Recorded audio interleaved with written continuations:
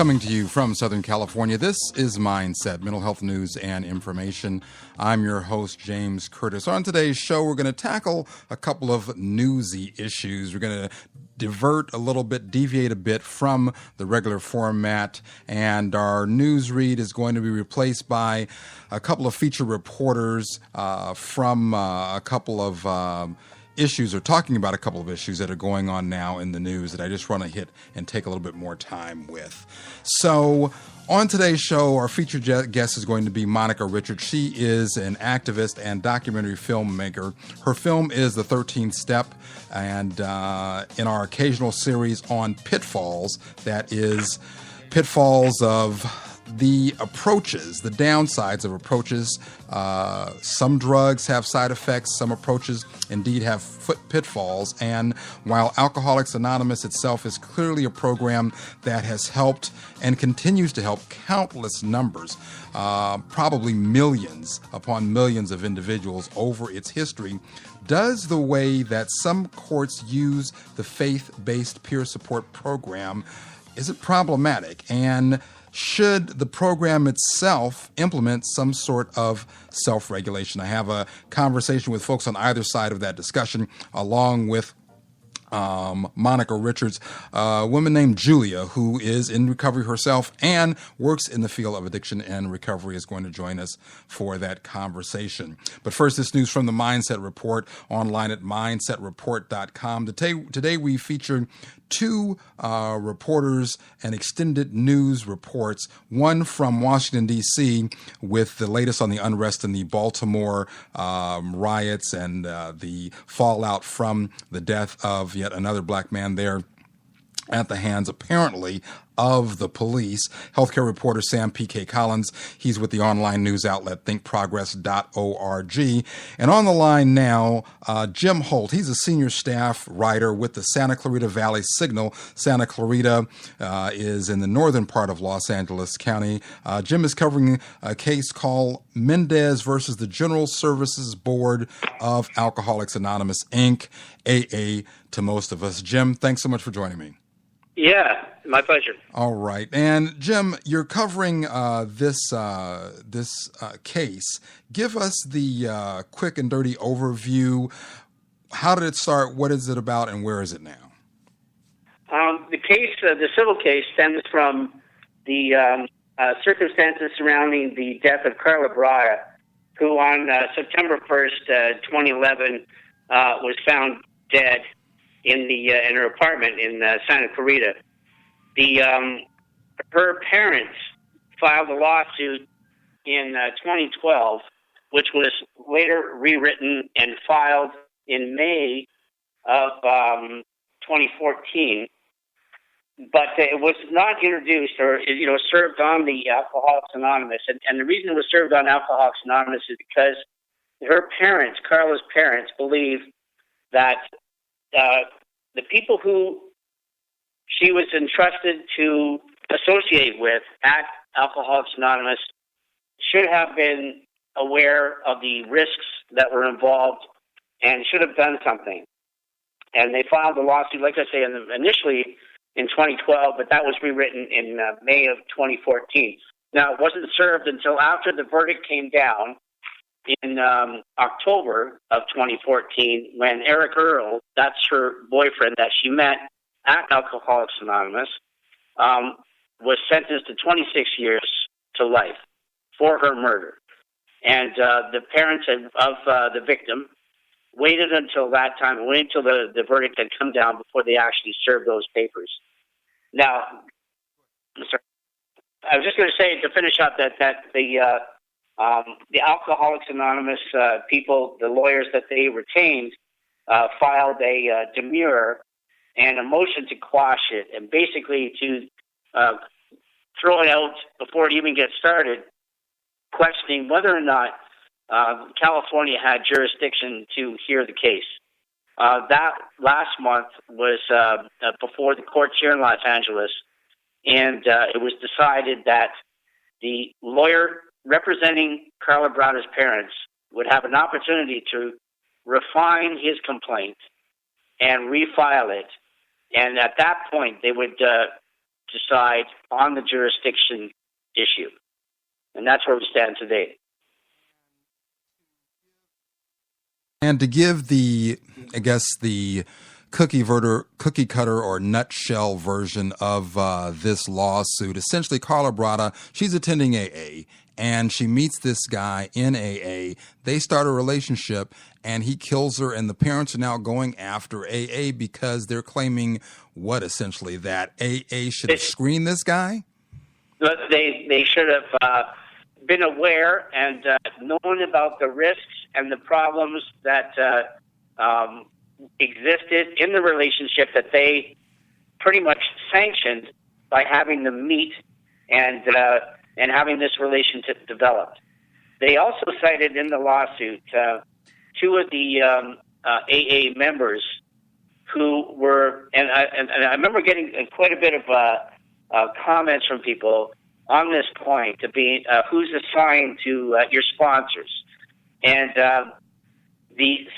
it's the attitude of the Carla's parents that the sponsors and AA should have known of the risks and should have done something about it. And since they didn't do anything about it, this death was allowed to happen. And that's the thrust of their lawsuit. Now, to someone not familiar with this controversy, which has been brewing really for some time, not this particular controversy, involving Carla Bratta, but with controversies across the country where individuals, attendees, participants, members of Alcoholics Anonymous have gotten injured, have gotten killed. Children, women have been raped, have been murdered, and I'm not trying to blow this out of proportion. I'm not trying to be sensational or spectacular. These have been incidents, a handful of incidents at the very least, that at least have been reported and covered by news outlets like yours. There seems to be, and tell me if I've got this right, a growing surge of a momentum, if you will, of individuals who find themselves, or their families, who find themselves with injured or, in this instance, murdered loved ones who are looking to go after Alcoholics Anonymous. Is this a trend, do you think, or is it something that's just isolated here and there? Well, let me put it this way. When we publish stories here, we have a feedback forum for the paper where people could, write in and express themselves. We usually get about 20 on a good story and 30 on another story. This story elicited more than 800 to 900 comments, not only from across America, but from around the world. This is a subject, for some reason, that has really resonated with people who were at AA. I'm getting two types of people who are offended that I would, venture in, that this is a sort of a sanctuary where people could go and get help, which of course there's no doubt that AA does a lot of good work. There's no doubt about that. But the comments I'm hearing from people is that this is the first time that they've actually had their feet held to the fire and have been held accountable and say, you are an organization, you have to take responsibility. And I've gotten a couple of people that have contacted me with people in exactly Carla Bratta's situation right now. And that is disturbing just on the front of it. But across America and around the world, this organization, it seems, I think people, for whatever reason, want some scrutiny. And it's anonymous, and there's a lot of privacy issues and protected things. But I think people have reached a point where they say, at some point, you are held responsible. And that's the assertion. That's the assertion of the lawsuit, and then that's what resonates with people. All right, Jim Holt, he's a senior staff writer with the Santa Clarita Valley Signal. Jim, please come back and keep us posted on the progress of this lawsuit as it moves forward. Will do. Thank you. Thank you so much.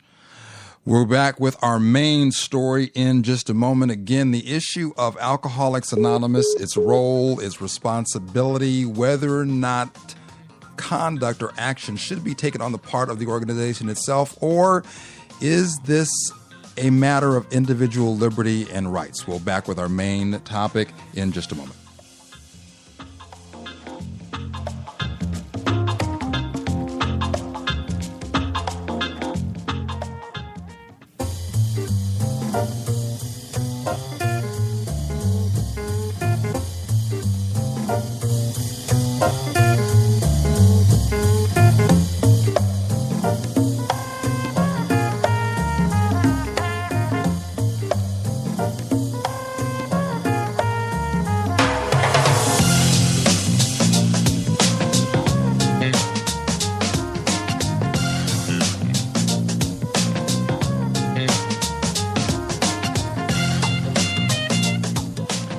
Welcome back to Mindset, Mental Health News and Information. I'm your host, James Curtis. On today's show, we're taking another look, and we did this just a couple of weeks ago, so it may seem a little soon, but it seems to be an issue that's in the news and gaining momentum, hence the report from Jim Holt with the Santa Clarita Valley Signal. And there's a documentary that is coming out, a documentary called The 13th Step. It's going to be it's touring film festivals, and it's going to be at a film festival here in California, the Beverly Hills Film Festival. I interviewed the individual who is producing that documentary. We're going to hear a bit from her, and not to be unfair, and certainly I've already gotten emails and notes and comments from folks asking me the same questions that you heard Jim Holt talk about. Why are you beating up on Alcoholics Anonymous? It's done so much good for so many people.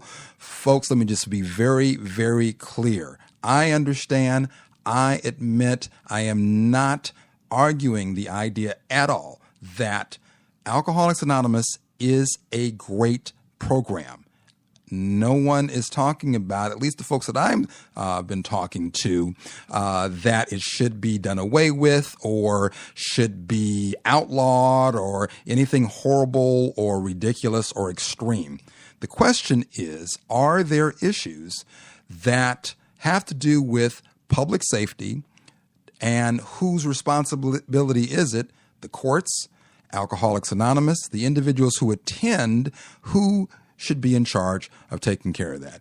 Here's part of my interview with Monica Richards. I'm Monica Richardson, and I'm the filmmaker of an upcoming film documentary called The 13th Step. I'm an activist. I have a blog talk radio called Safe Recovery, but I'm really focused right now on the film and releasing it and going to the Beverly Hills Film Festival at the end of the month. If someone was coming and listening to you for the first time and really, like most people, don't know a lot about AA if they haven't already done it, or maybe have done a little bit of it or thinking about doing it, give us sort of the broad stroke, the overall focus of what you're doing and why you're doing it. Well, what I'm doing is trying to warn people that Alcoholics Anonymous is not safe, that the courts are ordering violence and sex offenders to AA unknown to the public and unknown to AA members. And they've been doing it for decades. The reason that I decided to make the film is that Christine and Sandra Cass were murdered in the summer of 2010. Claiborne Connolly was his name. He was court-ordered by a judge and a healthcare professional. And he had priors of being violent against women, and we're like, well, why would you do that? And then we began to dig and could see that he wasn't the only one who was court-ordered to Alcoholics Anonymous who had a violent past. And I was really shocked. So a lot of people think that AA is a government agency, and the reason they think that is because everybody who gets a DUI is actually getting sent there. And that's not the only group that gets sent there. So everybody, 1.4 million people in 2010 got a DUI in the United States. But everybody who goes to rehab is also, 90% of the rehabs are 12-step based, or AA. And so when they leave there, they're told, oh, you should go to AA when you leave that rehab for support. And people think that AA is run by a trained professional. And I was really shocked as I met people like Gabrielle Glaser and people who were journalists even at CBS News when I asked them, do you think AA is run by a professional? And they were like, oh, yeah. And then I asked like a 20-year-old on the street in Santa Monica, as we did like man on the street kind of interviews. And they're like, oh, yeah. And I was like, or they went, well, it should be, And of course I knew, because I was a member for decades, that it's run by just anybody. It's a layperson support group that was created in the 30s. It hasn't changed since then. Let's back up just a bit and talk to me about this case that you're talking about. Give us the facts behind that incident. Yes, it was Christine, who was 40 years old and sober 8 years, and her daughter, Sandra Cass. So Claiborne Connolly, he shot and killed both of them. They met in a meeting, and he was court-ordered to Alcoholics Anonymous. He had a violent past. He had restraining orders against him. It was in Honolulu. And it was in 2010 where he murdered both of them, and then he killed himself. And she did not want to be in a relationship with him. He was stalking her. He stalked her workplace. And you could meet somebody at a lovely meeting, like outside the Kahala Mall, which is an upper scale mall where sort of rich people live in Honolulu. And there are meetings outside, and nobody regulates them, so you could show up at a meeting thinking, oh, I'm going to this lovely little meeting, and here is this guy who has a violent past. We know that from my investigations that there were people as far back as we could find, and I've seen the reports or the court orders, that they were ordered to Alcoholics Anonymous for being a sex offender in the 70s, and then again in the 90s. A woman who was a subject in my film out of Cleveland, Ohio, that was going on there. The Carla Brada case, that happened in Santa Clarita, California, September 11th, 2011. Eric Allen Earl had a drinking problem, but he AA didn't work for him. He needed something else, and they just kept sending him to AA. But they also kept sending him to AA instead of going to jail, which is not okay.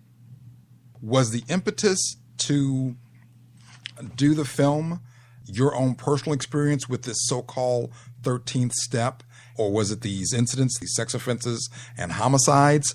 Yeah, I would say that it was the homicides and the finding out that sex offenders were coming to AA without even being court-ordered. So there was a two-sided thing with sex offenders. One that I heard through a Pacific Regional AA trustee told me that they were making fun of, she had heard through the grapevine through parole officers that they were making fun of AA women, that they were easier, they were really easy. Like you didn't even have to take them on a date or buy them a cup of coffee, and they weren't going to go to the police if they were raped.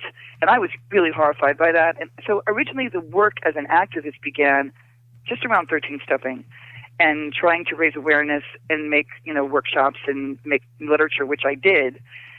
But when I hit the wall, and as I went up the AA chain of how the AA structure works, we found that we were getting shut down once we got just past my group. So the group was all for it, and we just got together and did it. And as I went up the chain, and as I wrote letters to New York and was shut down and told we don't tell our members how to act, and when I heard that they voted to do nothing, when the board voted on it, I was really upset. And I said, okay, and then we wrote another letter, and my investigation started to reveal there were a lot of rapes going on in West Los Angeles that were not being reported. And then the murder happened. So I went to Hawaii. That's where I lived for 8 years. And that's where I initially went to AA. And so I had a lot of these old-timer friends who said, oh, you know that thing you're working on, Monica? Oh, my God, there was this really bad thing that happened. Oh, this woman was murdered and her 13-year-old daughter were murdered by a guy she met in the program. And we're not really sure, but oh, my God. And I was like, oh, my God. And that murder, when I saw her face and I saw that little girl in her little Catholic uniform, and actually one of my friends knew, she lived right near her Catholic school, and someone else knew someone who worked at the school as a psychologist, I guess, and really small world. And I was shocked, and I said, oh, my goodness, I just started, it came back here, and the response from AA members, except for the women in my group, they were very compassionate, sane women, on that group, but the people in the West Side District, for the most part, were not. Very cold, calculating kind of answers like, well, that happens everywhere. And I'm like, oh, really? The courts are ordering violent offenders to Weight Watchers or to your church? No. It's all happening in dumping them into AA. And as I reached out to media, no one would respond, and nobody would tell the story. And so I decided to take a class at UCLA, a documentary film class in January of 2011. And that class was amazing. And I began to do little interviews. So everything was really secret on Facebook at this time. And what do you mean secret? That there were no anti-AA Facebook pages. For now, there's a ton of them. So on Facebook, people were still not willing to. There were pro-AA Facebook pages, but there were no, that I knew of anyway, anti-Facebook pages. But there's a big blog called The Orange Papers, and that's like an encyclopedia of all the things that are not good about Alcoholics Anonymous and that. And I created my first blog, which was Stop 13 Step in AA. And people started to contact me. So it must have been January of 2010, I created that site, that blog, and people started to write to me and write on the wall about I mean, just horrible situations, from rape to being a 15-year-old in a meeting with a guy who was 40, who had 20 years of sobriety, it's just really hard stuff, to mothers who had small children who had been molested by AA men who were sober a significant amount of time, and nobody was going to the police. I mean, that's a pedophile, first of all. But what happens is I create the blog, and in the spring of April of 2010, I created the first Make AA Safer workshop that we put on in Culver City. And a group of people came, and a rapist was outed. And through the work of myself and another old-timer, we got the girls to go to the police, and the guy got arrested in an AA club. And, it was a lot of big drama because 5 police cars pulled up to an AA club. They went in and they arrested him. And when you say AA club, you're talking about an AA meeting? So there's AA meetings that are in random places, right? There could be one in the bottom of a bank building or in the bottom of a church basement. Or they have these clubs, and there's one in West Covina where they get a retail space, and all that goes on in that space are AA meetings, like morning, noon, and night. And some of them are standalone places in smaller towns. The AA members have bought buildings and created clubhouses that have been around. Those are the most problematic places, to be really honest with you, are clubhouses. They attract the worst, and the worst goes on there and gets covered up in AA clubhouses, more than your standalone meetings where, there was only one meeting there, and then everybody's, goes away. So because of the outing of the rapist in West Covina, I began to just go on Facebook a little bit on my own little page, and I noticed that somebody said, one of the women who had come to the workshop was posting on Facebook about it. And there was this thread of people talking, and this woman said, my son was raped and murdered by his sponsor.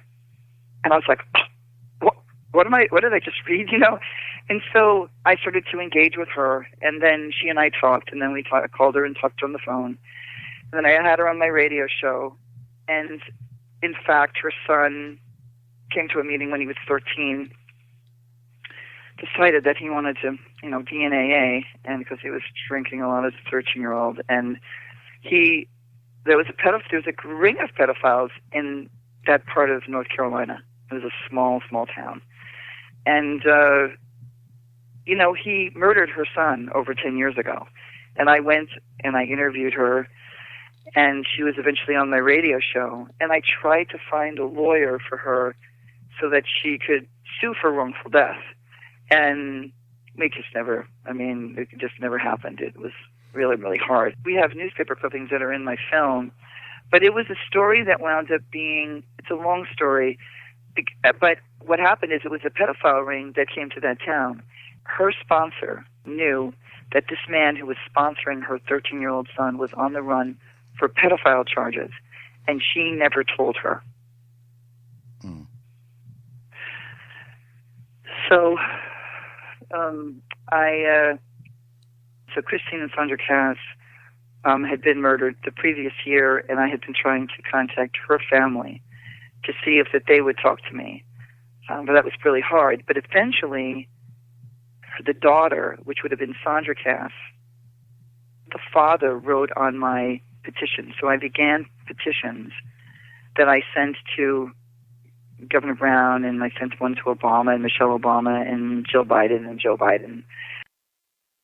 And we're going to leave that part of the interview with Monica Richardson right there. I'll post the balance of the interview on the podcast. I want to make sure I have time to offer an opposing view. I did reach out to Alcoholics Anonymous. They declined to comment. I did speak with their public information coordinator in their New York office, and his comment to me was, AA does not express an opinion on any content outside of AA, talking about the 13-step documentary by Monica Richardson, and they're not able to comment at this time due to pending litigation. Just want to read this other email real quick, a note that I got from a listener, and thank you.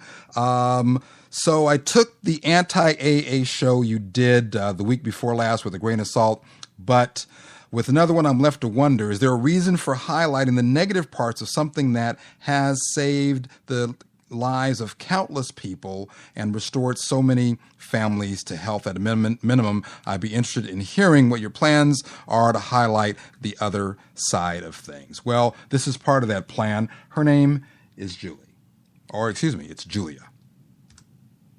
My guest's name is Julia. She is an addiction and treatment professional. She works in the southern states. We're deliberately not identifying the facility that she works for. She's not speaking on behalf of them. But having worked in the area for a number of years, I just wanted to, and I'm grateful for you joining me, Julia, to get a take from the other side of this debate. And let me just summarize it quickly, and then you can give me your thoughts. Sure. There's been a lot of controversy and a lot of coverage about some of the things that are problematic with Alcoholics Anonymous.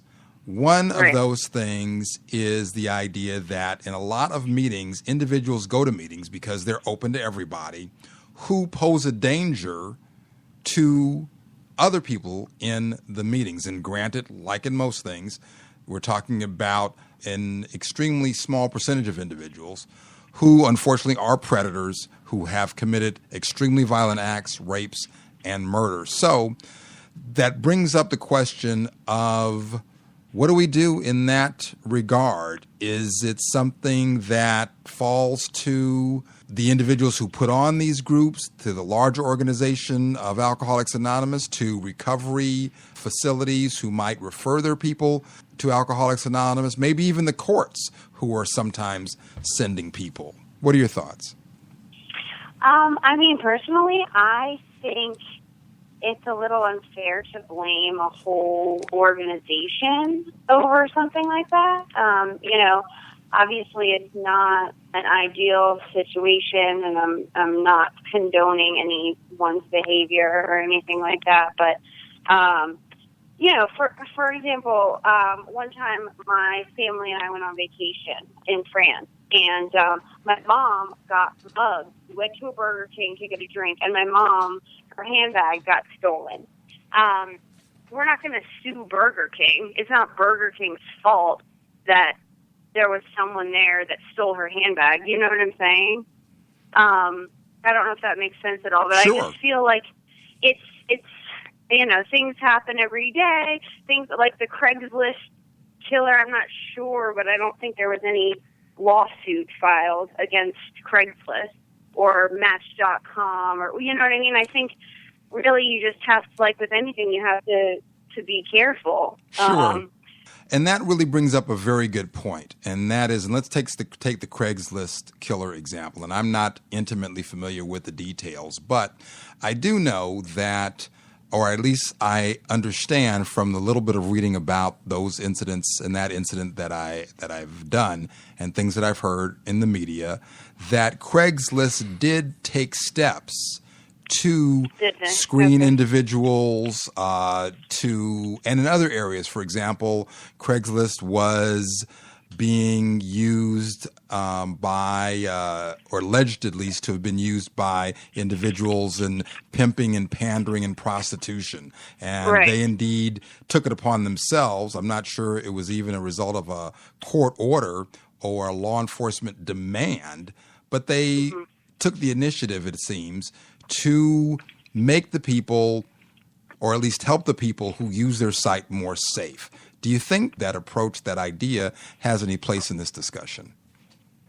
I can see why people would think that, but I really don't think it's the same situation. It seems, obviously I haven't done much research on the case that we're referring to now, but my opinion is that a lot of people talking about it aren't really in recovery themselves and don't attend meetings themselves. So it's a bit unfair to kind of blame the whole organization of AA that it's helped millions and millions of people over this situation, because, again, I'm very sorry for the family, and I think that's a horrible thing, but no one forced her to spend time with this gentleman. No one forced her to, spend time outside of the meeting. It's not, you know what I'm saying? Like, we all have choices in life, and if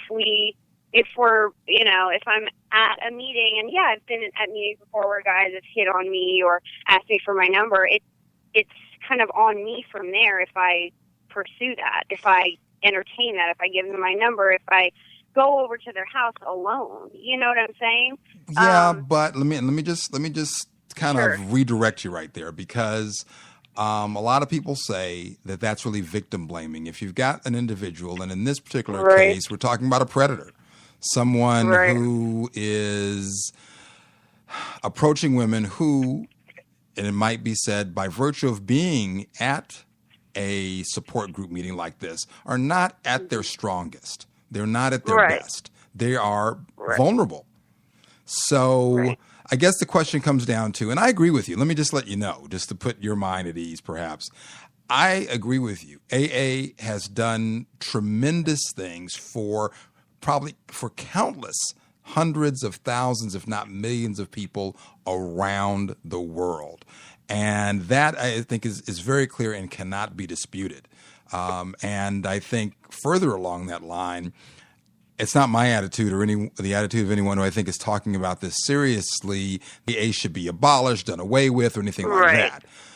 The question is, I guess, a little more nuanced than that. The question is whether or not, because it's such a big organization, and because it's, it's almost as if it's because it's been so successful. Now, does it have an obligation to do a little bit more than just any other organization might be called to do? For example, they have a really unique relationship with the court system in the United States. Right. Courts send people, and up until a ruling that happened in 2007, we're sending people, and I can tell you, being familiar with some of the court practices, it happens right now. Courts are sending people not to, go to a support group, but it's go specifically to AA. And that, without getting into the legal stuff and that kind of thing. Right. Does that does that resonate at all with you? Yeah, That it no, might I be? know. I think it's just hard because it's not like one group. There are groups all over the country, all over the world that are mostly self-sufficient, like self-regulated. Right. And it's also the whole point of anonymity. That's really the whole purpose, is you can go there, no one has to know about your past, no one has to judge you, you can talk freely and openly, and, a lot of people in the fellowship have, committed crimes. Not everyone, but a lot of people have, and it's like, they still should have a place to go. It's not okay. Do I want to be sitting next to a meeting with a child molester? No, I would prefer not to, but they have the same right that I do to get to a meeting and hear something that could help them, and they in turn can help other people, Sure. Sure. I've known people that have completely turned their lives around, and if it weren't for the fellowship and it weren't for the meetings that they attended regularly, I don't think that would have happened. But it's also, it's kind of hard to separate too nowadays, because in the treatment industry itself, I know personally from a couple different centers that I've worked with, we did screen people. Like, we would not accept anyone that was a convicted, any type of sex crime. We would not accept them into the facility. But that's more privatized. And you bring up a make up a AA. very good point, and perhaps the one aspect of the solution to this situation might be for treatment facilities who make referrals, courts who make Right. referrals, to screen up front for the people that they send there. That certainly might help the situation, at least to some extent. Yeah, I definitely agree with that. But regardless of the court system, anyone anywhere can walk into a meeting. Having people not court ordered would probably prevent some of these crimes, but they still, if they want, they can go to the meeting anyway. Certainly. And that brings up another thought. and tell me what you think of this idea. And understanding, and I'll say this at the beginning and I'll say it again at the end, you do not represent Alcoholics Anonymous. You Right. are a dependency and addictions professional. You've worked in the area for years, and you're not even speaking on behalf of your current employer, but simply as somebody who has experience and is familiar with the area. And I really, again, appreciate you taking the time to speak with me. Based on how Alcoholics Anonymous is set up, again, it's very individually based, locally based. Meetings can happen anywhere and do happen all around the world. If the organization was to put out a guideline, for example, with respect to how to conduct meetings in this regard. So, and I don't know, I'm not even trying to craft anything right now, just impromptu or anything like that. But could that be effective if there were some guidance about safety precautions? Would that be something that local chapters and groups and clubs would abide by, you think, based on your knowledge of how the organization works? Yeah, I mean, in my experience, I am a member of Alcoholics Anonymous, and I have been for years. And there have been as technology goes on and time goes on, there are changes that are put in place.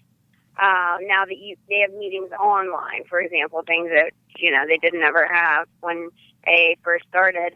So I think that members would be open to doing that. It's just, again, it would be hard to regulate. If it's said in the traditions or, somewhere in a pamphlet, please do not, I don't know the correct verbiage, but do not engage in any, sexual behavior, do not, anything like that. It's just hard to regulate because you're dealing, especially with a very specific and very unique demographic of people. Typically, not everyone, obviously, but typically people that don't follow rules, that want to kind of go to the beat of their own pace, aren't necessarily model citizens. And this is kind of, at least for me, I can only speak for myself, this was like the last stop for me. I've been into numerous different rehab centers, Scientology clinics. I tried a lot of different ways, and it was the only thing that really helped me and has helped me. But I think, if there's something mandated saying, you need to put in the guidelines that you have to follow such and such, or men sit on this side, women sit on this side. I don't know. But yeah, and certainly it's probably up to people that are more capable than you or I, certainly on the fly right. during an interview, to right. come up with something. But perhaps the idea of some sort of guideline, who knows what it might look like, a suggestion, a directive, not a hard and fast rule, certainly, as you said, because of the nature of the folks and the nature of the meeting. Might be something that, again, could help. Any final thoughts on this, Julia, that I haven't asked you about? I mean, you've definitely made me think about this, and I don't want it to come off that I'm like victim shaming or anything like that, because I'm a huge, feminist and a huge human rights activist. But I just personally think that AA as it is pretty much perfect. In any situation, you go to a high school, you could be shot, you could be raped. It's just very difficult to try and change something like this because it's so unique. There's nothing like it, especially with the anonymity aspect of it. Because who would be screening the people that come in? The chairperson? I don't even know what that would look like. And we definitely wouldn't want to AA wouldn't want to shut their doors on anyone, regardless of what they've done or what they've been through. So I would be open to, hear suggestions and regulations, but I just don't know how it would pan out, really. Well, I certainly don't have the answer either, Right. and I'm not going to pretend that I do, but I am really happy to hear that someone who's been through the program, who works in the area, at least is open to considering some sort of improvement or some sort of change that might be helpful. What that looks like, who knows? But Right. and I think that that's really the best we can do, is to be open to things that are going to keep us all safer. Absolutely. Absolutely. Julia, you were phenomenal. Thank you so much for Thank taking time you. out and taking on your break to join me. Absolutely. Thank you. Thank you. Bye-bye. Thanks to all my guests. Monica Richardson, The 13th Step. That is going to be at the Beverly Hills Film Festival tomorrow, 6:30 p.m. I think tickets are a nominal $14 or $15. And to Jim Holt with the Santa Clarita Valley Signal. And to Julia, who courageously volunteered. I looked around, I asked around, I talked to Alcoholics Anonymous in New York and organizations, couldn't get anybody to comment, so I'm really grateful to her for coming on the show. My apologies to my friend Sam P.K. Collins, reporter with thinkprogress.org. Ran out of time, could not get to your story. We will run that for sure, an update on Baltimore next week. Until next week, for Mindset, mental health news and information, I am your host, James Curtis. Dare to see mental health differently, because understanding why we do what we do helps us all do better. See you next week.